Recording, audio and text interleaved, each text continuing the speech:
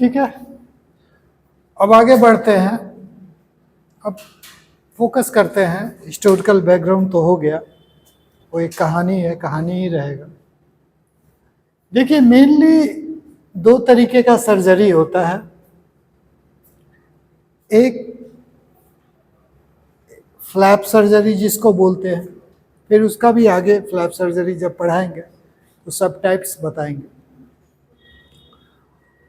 Flap surgery में खासियत ये है कि स्किन का जो क्यूटेनियस ब्लड सप्लाई है वो इंटैक्ट रहता है।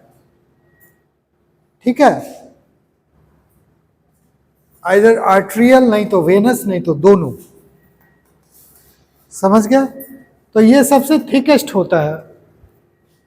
एक तो इसका ये खास हो गया बात। और लेकिन जो ग्राफ्ट सर्जरी है उसका कोई ज़रूरी नहीं है, क्योंकि बहुत पतला लेयर लिया जाता है स्किन ग्राफ्ट का, तो इसमें ब्लड सप्लाई वो होता नहीं है। यही अंतर है। अब देखते हैं कि स्प्लिट स्किन ग्राफ्ट सर्जरी क्या होता है। इसको करने के लिए डर्माटोमल पैटर्न से स्किन को बहुत स्पेशलाइज्ड नाइफ होता है जिससे कि कट किया जाता है, उसको काटा जाता है। और काट के प्रिपरेशन के लिए एक स्पेशल टर्म है ट्यूले ग्रास। ठीक है, इसी के ऊपर उसको स्प्रेड करके रख दिया जाता है। कुछ कुछ पैराफिन की तरह होता है। ठीक है, इस प्रिपरेशन से खासियत ये होता है कि जो लेयर्स है वो आपस में चिपकते नहीं है। ठीक है,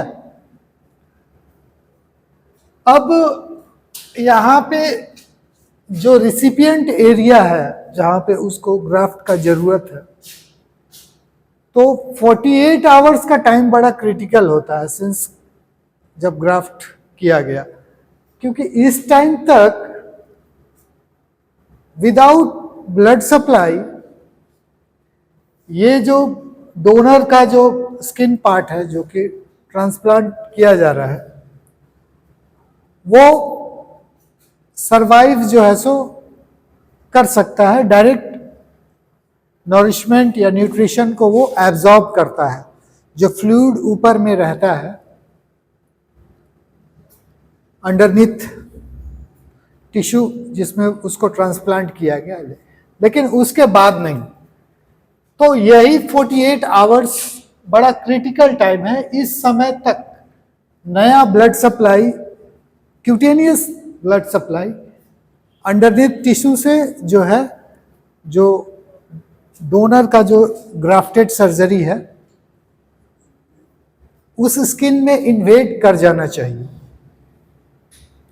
अगर नहीं करता है तो वहीं पे वो फेल हो जाएगा सर्जरी, सारा मेहनत बेकार हो जाएगा। और भी हर्डल्स है, जैसे अगर हेमाटोमा है बिटवीन द ग्राफ्टेड सर्जरी और अंडरनीथ टिश्यू, और उसमें अगर हेमाटोमा बन रहा है तो ये भी एक बहुत बड़ा थ्रेट है। या इन्फेक्शन अगर वहाँ है, स्पेशली हेमोफाइलस स्ट्रेप्टोकोकस का जो इन्फेक्शन है वो वाला इन्फेक्शन, तो ये बहुत ज़रूरी है कि उसको एंटीबायोटिक से पहले जो है इन्फेक्शन फ्री उस पार्ट को करना बहुत इम्पोर्टेंट है। ठीक है, अब रह गया कि जो डोनर पार्ट है जहाँ से उसको लिया गया है, जैसे सुप्राक्लेविकुलर एरिया होता है, बैक होता है, थाई होता है, तो स्प्लिट स्किन ग्राफ्ट के केसेस में 10 से 12 दिन में वो अपने आप वहाँ पे नया स्किन बन सकता है।